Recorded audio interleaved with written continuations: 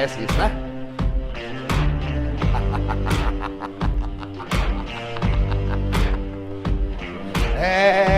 Minha galera, o Dica Enem tá começando, viu, minha galerinha do pré-ENEM? Essa música você sabe que é nosso hino de guerra, viu? Naquele dia lá, no dia D, nós vamos estar torcendo por vocês. E essa é a nossa música, essa música que orientou toda a nossa reviseu, não é verdade? Então vamos lá, hein? Vamos começar a nossa Dica Enem, porque foi preparada com muito carinho e muito especial para vocês. E vou dizer uma coisa para vocês, viu? Algumas razões para você assistir essa aula. Você vai me perguntar, como assim, Zezéu? Razões? Eu lhe respondo, sim, tem razão. Gente, assunto que vai estar na sua prova, não tenha dúvida. De que maneira? Algumas maneiras pode ser cobrado razão, não é verdade? Lembrar que razão é sempre a divisão de uma coisa pela outra. Só que são várias coisas que a gente pode ter com relação à razão que podem ser cobradas. A gente pode cobrar uma razão extremamente especial chamada de escala. Nós temos uma razão também chamada de porcentagem, inclusive em outras áreas também. Probabilidade, semelhança de triângulo. Então não esqueça que o Enem gosta muito de cobrar razão. Vamos falar dela aqui, ó. Opa! Essa aqui certamente vai estar na sua prova, tá, pessoal? Escala. Poxa, a gente falou tanto na Reviseu, eu não poderia deixar de repetir ela aqui na nossa aula dica. Escala. Vamos lembrar aqui que escala, né, pessoal, é o tamanho no desenho sobre o tamanho real. Não é verdade? Então, não pode esquecer e o cuidado de verificar as unidades trabalhadas em cada grandeza. Lembre-se sempre que o tamanho no desenho e o tamanho real, eles têm que estar sempre na mesma unidade de medida, certo? Sempre na mesma unidade de medida. Zezéu, se eu precisar fazer uma escala e o tamanho real estiver em quilômetro e o tamanho no desenho estiver em centímetro, então você tem que fazer a transformação de um deles, tá? Sempre os dois na mesma unidade de medida. Uma outra coisa para você lembrar é que toda escala é uma razão de semelhança, gente. Não esqueça que a escala mostra o grau de ampliação ou redução de uma figura. Se você tem, por exemplo, Salvador, o mapa de Salvador é uma redução da realidade. Portanto, você tem uma razão de semelhança quando você trabalha com escala, tá bom? Vamos a um exemplozinho aqui, rapidinho? Olha lá. O mapa é representação reduzida e simplificada de uma localidade. Essa redução, que é feita com o uso de uma escala, mantém a proporção do espaço representado em relação ao espaço real. Certo mapa tem uma escala de, olha só, 1 para 58 milhões. Lembre-se que a escala pode ser representada na forma de fração, é isso? Mas também pode ser representado na forma de divisão, como está no texto, 1 para 58 milhões. Bom, considere que nesse mapa, o segmento de reta que liga o navio à marca do tesouro meça 7,6 centímetros, ó. Então aqui no mapa, mede 7,6 centímetros. A medida real em quilômetro desse segmento de reta é... Veja, gente, a distância no mapa foi dada de 7,6 centímetros. Mas a medida real foi pedida em quilômetro. Tudo bem, a gente pode fazer o cálculo normal e depois fazer a transformação, certo? Veja só que bacana aqui. Escala é sempre distância no desenho sobre distância real. A escala foi dada, que é de 1 para 58 milhões. Aqui nós temos a distância no desenho, 7,6 centímetros, e nós queremos a distância real. Pronto, montamos a nossa proporçãozinha e fazemos agora aquela propriedade. Essa propriedade é fantástica. É o cruz-credo, ó. Pronto. O cruz-credo você vai multiplicar o 7,6 pelos 58 milhões e D multiplicado por 1.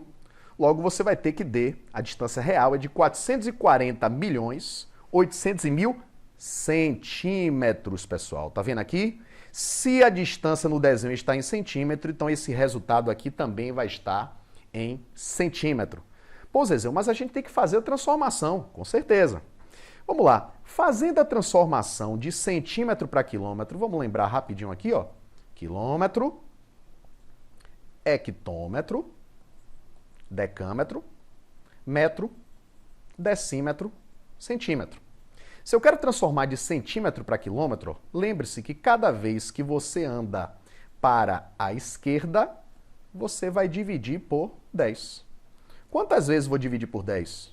1, 2, 3, 4, 5. O que significa cortar 5 zerinhos, ó. 1, 2, 3, 4, 5, resultando em 4.408 quilômetros. Resposta aqui, letra A. Beleza, falamos aqui de escala que com certeza é assunto recorrente e que com certeza também vai estar nessa sua prova.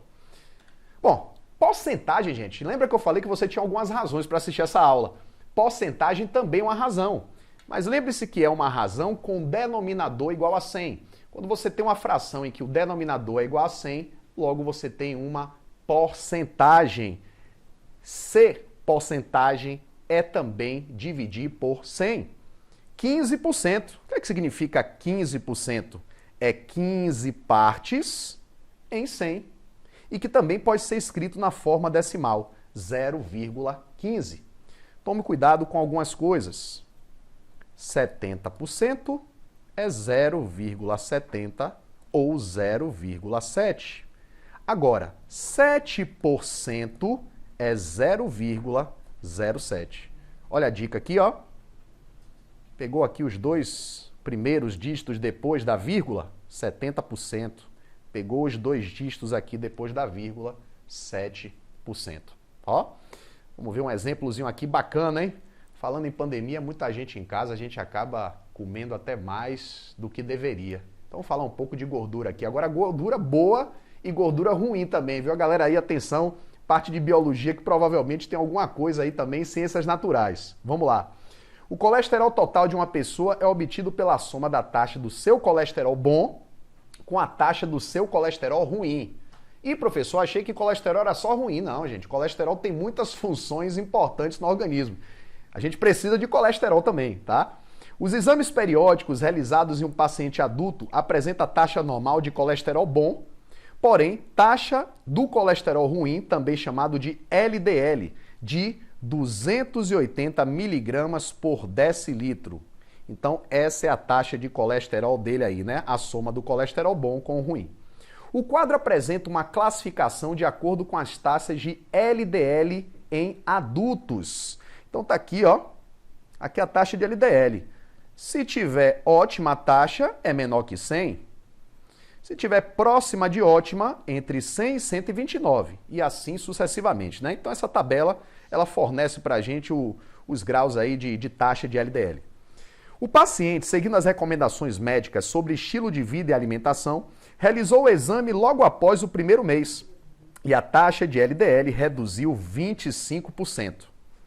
No mês seguinte, realizou um novo exame e constatou uma redução de mais 20% na taxa de LDL. Então, olha só, galera, ele tinha lá de fato 280 miligramas, só que observe aí que tiveram duas reduções consecutivas. Primeiro ele reduziu a taxa em 25% e depois reduziu a taxa em 20%. De acordo com o resultado do segundo exame, a classificação da taxa de LDL do paciente é... O que é que a gente vai fazer? Nós vamos pegar o 280 miligramas por decilitro e vamos fazer uma redução nele. Primeiro uma redução de 25%, depois uma redução de 20% para saber em que grau esse indivíduo está com a sua taxa de LDL. Vamos ver aqui então? Olha aí, ó.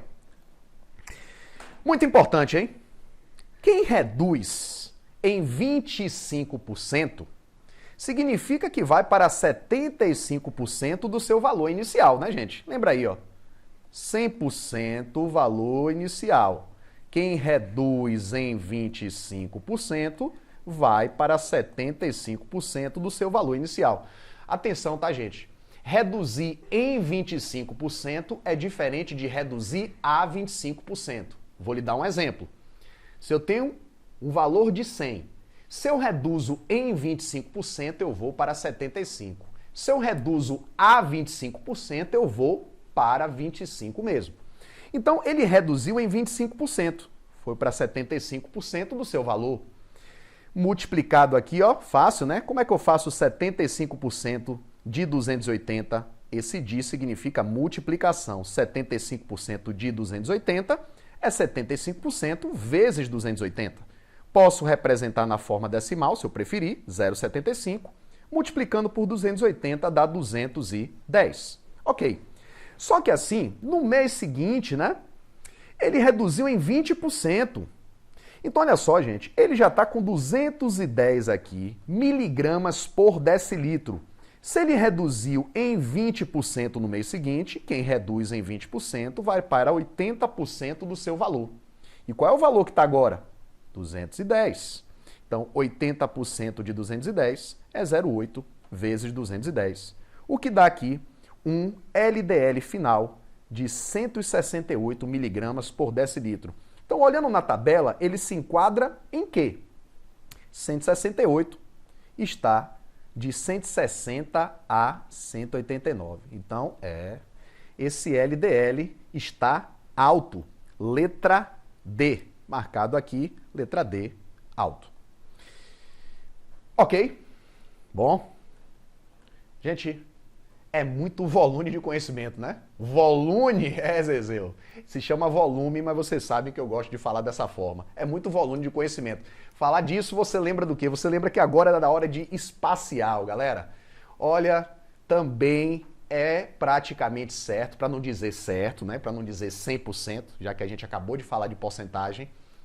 Volume vai cair na sua prova? Muito provável, 99,9999% de chance de cair, né? Vamos lembrar duas coisinhas aqui para vocês. Quando eu quero calcular volume de prisma, tanto de prisma quanto de cilindro, lembre-se, gente, que a relação é uma só. A gente depende apenas da área da base e depende da sua altura. Lembrar que o prisma, a base pode variar. Por isso que é importante que você faça uma recordação das fórmulas para calcular a área de figuras planas. Área de quadrado, L ao quadrado. Área de triângulo, base vezes altura sobre 2.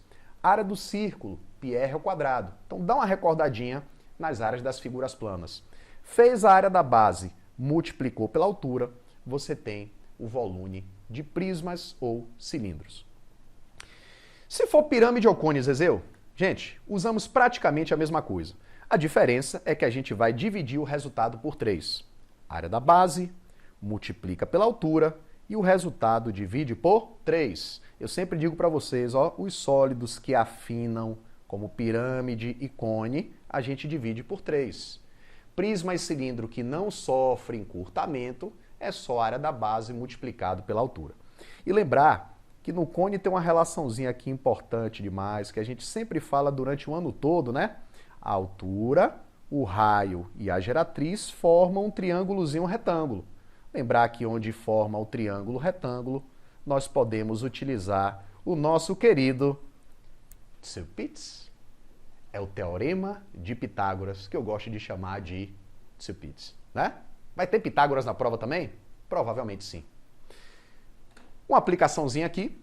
Uma questão, veja, que envolve tanto cone quanto cilindro, né? Em regiões agrícolas é comum a presença de silos para armazenamento e secagem da produção de grãos, no formato de cilindro reto sobreposta sobre um cone e dimensões indicadas na figura. O silo fica cheio e o transporte dos grãos é feito em caminhões de carga, cuja capacidade é de 20 metros cúbicos. Uma região possui um silo cheio e apenas um caminhão para transportar os grãos para a usina de beneficiamento. Olha só, gente, aqui você tem um cone. Esse cone tem o mesmo raio da base do cilindro, né, que seria 3, e tem uma altura de 3. O cilindro tem uma altura de 12. Olha, tá tudo tranquilo, porque para a gente calcular os volumes, a gente precisa da área da base e precisa da altura. A gente já tem tudo. Utilize 3 como aproximação para π. O número mínimo de viagens que o caminhão precisará fazer para transportar todo o volume de grãos armazenados no silo é, lembre-se, a capacidade, tá, de cada caminhão é de 20 metros cúbicos. Então ele quer o número de viagens que o caminhão fará para transportar todo o volume de graus armazenados no silo. Então a gente vai descobrir quanto vale o volume do silo e vai precisar saber quantas viagens vão ser necessárias. Vamos lá. Como é que a gente calcula o volume do cilindro? Área da base, πr ao quadrado, multiplicado pela altura. Como é que eu calculo o volume do cone? Área da base, πr ao quadrado, vezes a altura sobre 3. O raio da base do cilindro é 3, então 3 ao quadrado, a altura 12. O raio da base do cone é 3 e a altura 3 também. Fazendo os cálculos aqui, e lembre-se que ele pediu que considerasse o π como se fosse o quê? 3. Então aqui é como se você colocasse o 3 no lugar, né? Como aqui ele vai considerar como 3, eu já faço esse cortezinho aqui, não é isso? 3 ao quadrado, 9 vezes 3, 27. 3 ao quadrado, 9 vezes 3, 27, vezes 12, 324. Então, o volume de um silo é 351. Como cada caminhão carrega 20 metros cúbicos, 351 dividido por 20, isso vai dar 17,55 viagens. Poxa, Zezeu, e agora? 17,55 viagens. Eu marco 17? Não. 17 viagens não são necessárias. Teria que ser 17 viagens e mais uma para levar os 0,55. Então, portanto, o necessário seriam 18 viagens. Letra D. Minha galera, chegamos ao final da minha dica para vocês. Eu quero desejar para vocês muito sucesso, porque sorte é para quem não estudou, que não é o caso de vocês. E quem vai precisar de sorte são os seus concorrentes, mas que nesse dia eles não tenham, tá certo? Um beijo do Zezeu, obrigado pela participação de todos e até a próxima. E partiu, porque o nome do peixe você sabe, o nome do peixe você conhece, o nome do peixe é Pinote. Fui! Ó.